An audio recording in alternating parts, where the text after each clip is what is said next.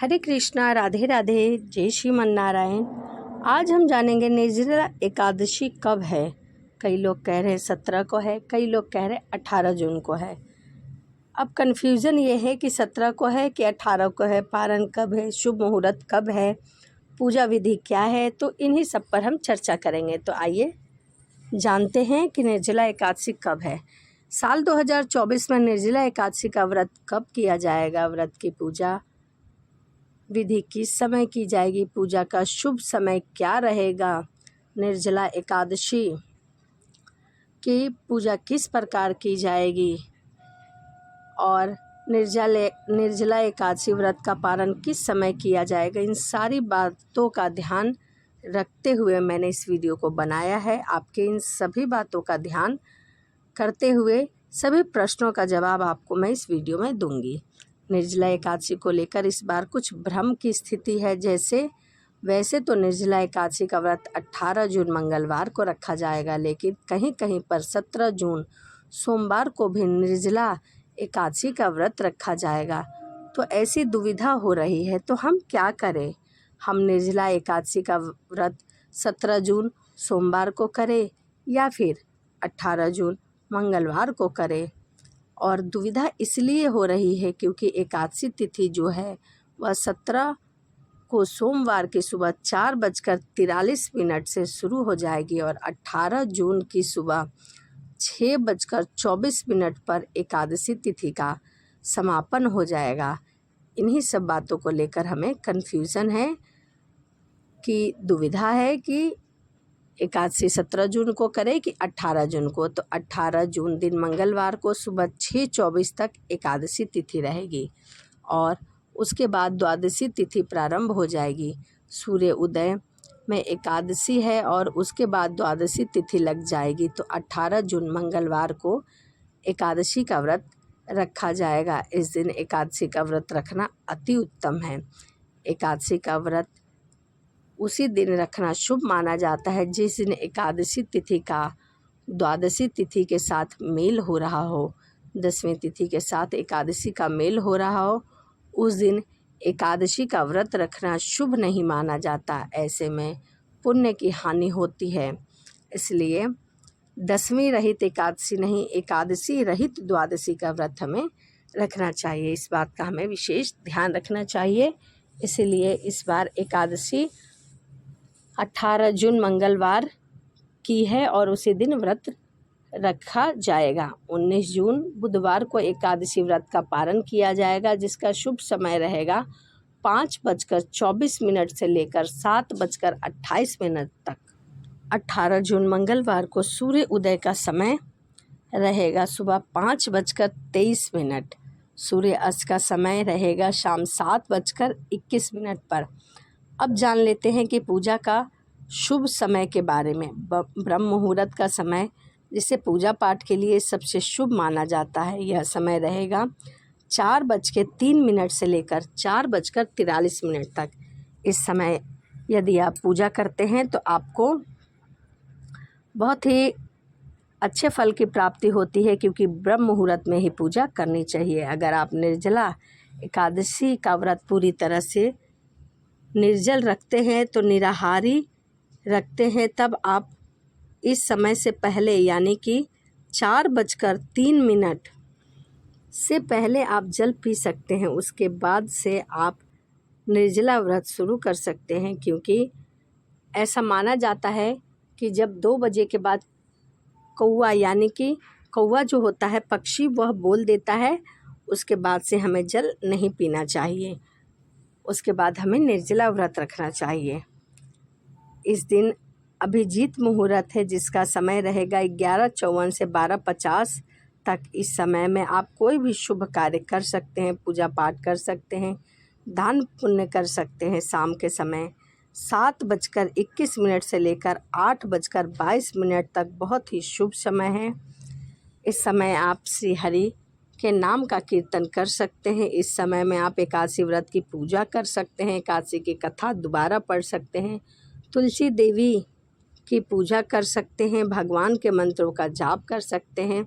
इस दिन मंगलवार का दिन है, राहु काल का समय रहेगा 3:52 52 से लेकर 5:37 तक।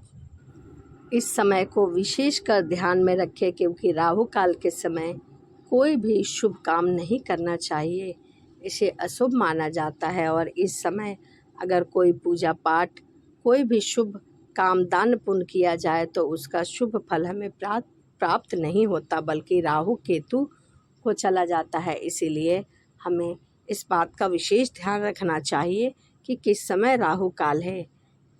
इस समय को ध्यान में रखना चाहिए। निर्जला एकादशी का व्रत पारण बुधवार को किया जाएगा और इस दिन प्रदोष व्रत भी है। अगर आप प्रदोष व्रत रखते हैं तो अपने निर्जला एकादशी व्रत का पारण भी करना है। तब जल और तुलसी दल से अपने व्रत का पारण कर सकते हैं। वैसे भी निर्जला एकादशी का व्रत का पारण जल और तुलसी दल से ही किया जाता है। अगर आपने निर्जला निराहार रहित व्रत रखा है तो आप जल और तुलसी दल से अपने पारण को कर सकते हैं। अगर आप निर्जल निराहारी व्रत नहीं रह सकते तब आप जैसे और एकादशी फलाहारी व्रत रखते हैं इस तरह से भी इस व्रत को कर सकते हैं। निर्जला एकादशी की पूजा कैसे करनी चाहिए, निर्जला एकादशी पर क्या करना चाहिए। निर्जला एकादशी व्रत रखा है तो पानी पीना चाहिए या फिर नहीं पीना चाहिए। यदि पानी पिए तो कब से शुरू करें पीना, कब हमें व्रत का पारण करना है, इन सबको लेकर मैंने इस वीडियो में बताया है। आप इस वीडियो को पूरा देखेंगे तो इन सभी की आपको जानकारी मिल जाएगी। तो आशा करती हूँ कि आपकी जो दुविधा है वह दूर हो गई होगी कि एकादशी जो है वो 17 को रखनी है सोमवार को या फिर 18 को रखनी है मंगलवार को। तो चलिए इसी के साथ वीडियो को समाप्त करते हैं और मिलते हैं अगली वीडियो में। राधे राधे, जय श्रीमन नारायण, हरे कृष्णा। हरे कृष्णा, राधे राधे, जय श्रीमन नारायण। आज हम सुनेंगे निर्जला एकादशी व्रत की कथा। तो आइए मन में श्री हरि का ध्यान करते हुए कथा को सुनते हैं। निर्जला एकादशी की व्याख्या करते हुए वेद व्यास जी ने पांडवों को चारों पुरुषार्थ, धर्म, अर्थ, काम और मोक्ष देने वाले एकादशी व्रत का संकल्प कराया था। युधिष्ठिर ने कहा, हे जनार्दन, ज्येष्ठ मास के शुक्ल पक्ष में जो एकादशी पड़ती है कृपया उसका वर्णन कीजिए।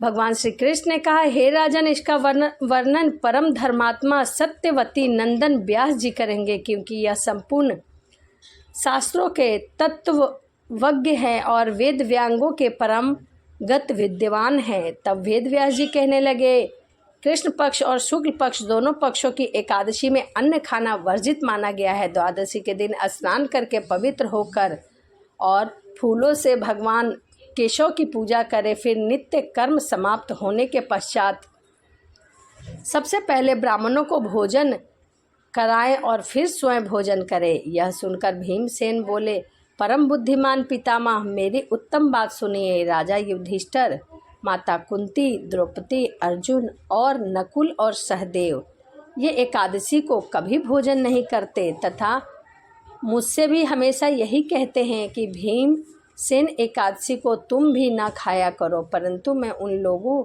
से यही कहता हूँ कि मुझे भूख सहन नहीं होती।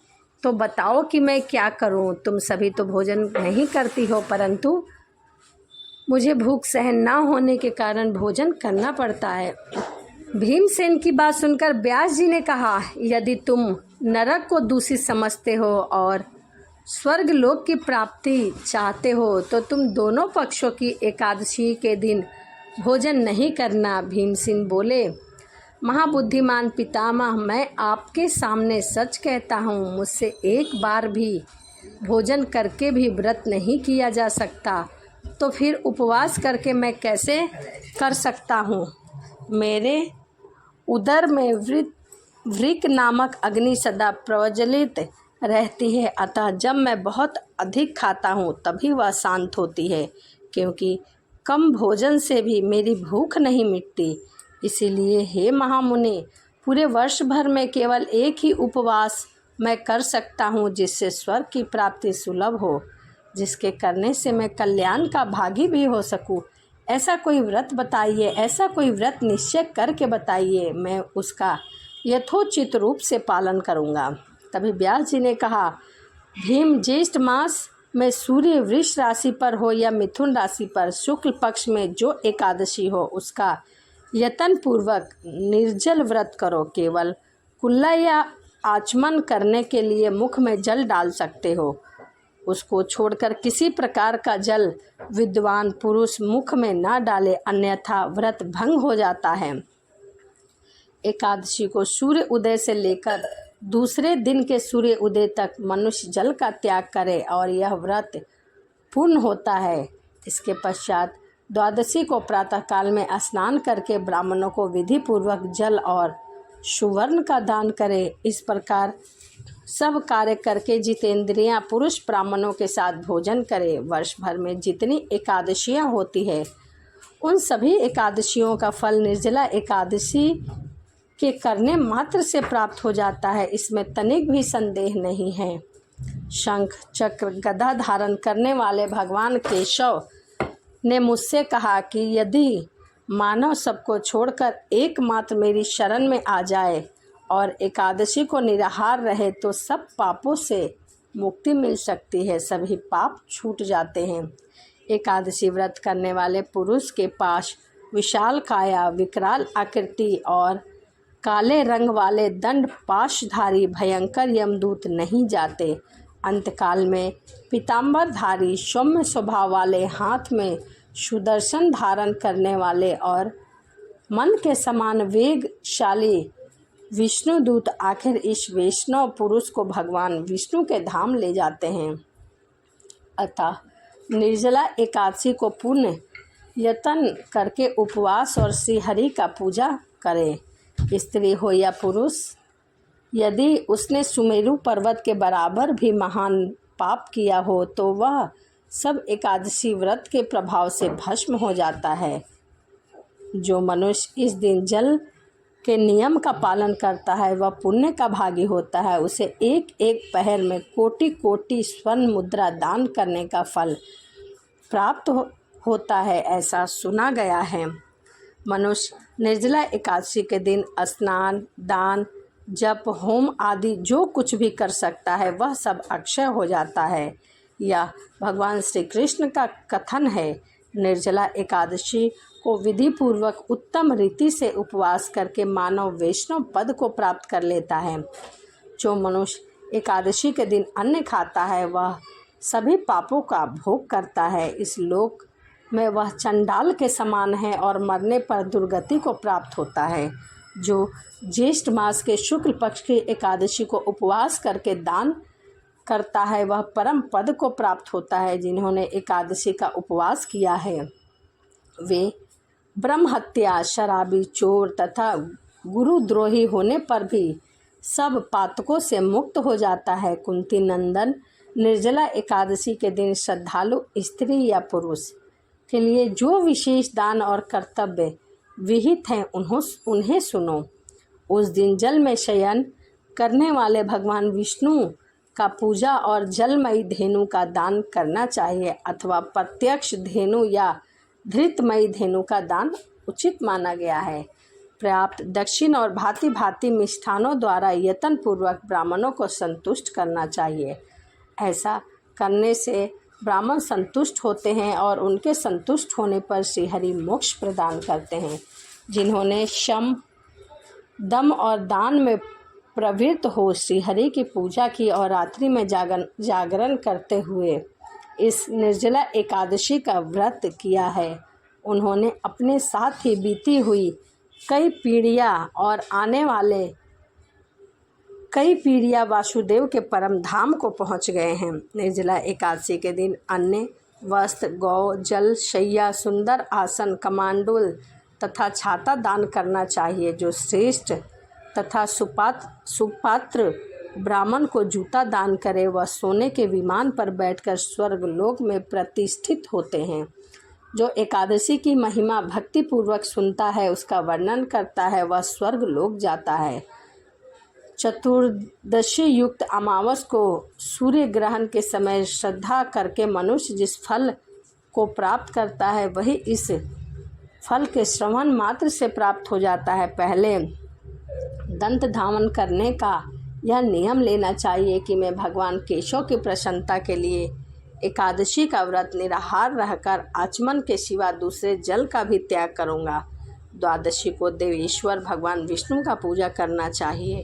गंध, धूप, पुष्प और सुंदर वस्त्र से विधि पूर्वक पूजन करके जल के घड़े में दान का संकल्प करते हुए इन मंत्रों का उच्चारण करें। संसार सागर के तारन वाले हे ऋषिकेश, इस जल के घड़े का दान करने से आप मुझे परम गति की प्राप्ति कराइए। भीमसेन, ज्येष्ठ मास के शुक्ल पक्ष की जो एकादशी होती है उसका निर्जल व्रत करना चाहिए। इस दिन ज्येष्ठ श्रेष्ठ ब्राह्मणों को शक्कर के साथ जल के घड़े का दान करना चाहिए। ऐसा करने से मनुष्य भगवान विष्णु के समीप पहुंचकर आनंद का अनुभव करने लगता है। इसके पश्चात द्वादशी को ब्राह्मण भोजन कराने के बाद ही स्वयं भोजन करें।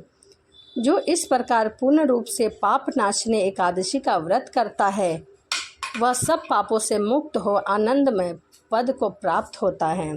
यह सुनकर भीमसेन ने भी इस शुभ एकादशी का व्रत करना आरंभ कर दिया।